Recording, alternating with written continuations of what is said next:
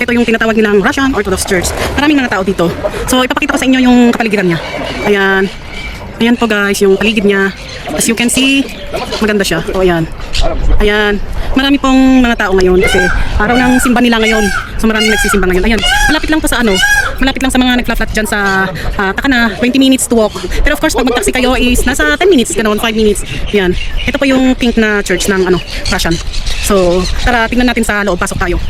Para makita nyo yung lahat na ano, entrance niya. Ayan, kung malapitan. Ayan. Ayan. Ayan. So, andun yung mga kasama ko.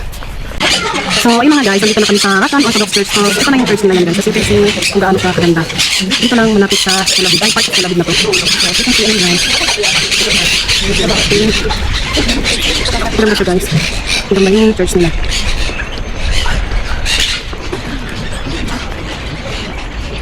Yan.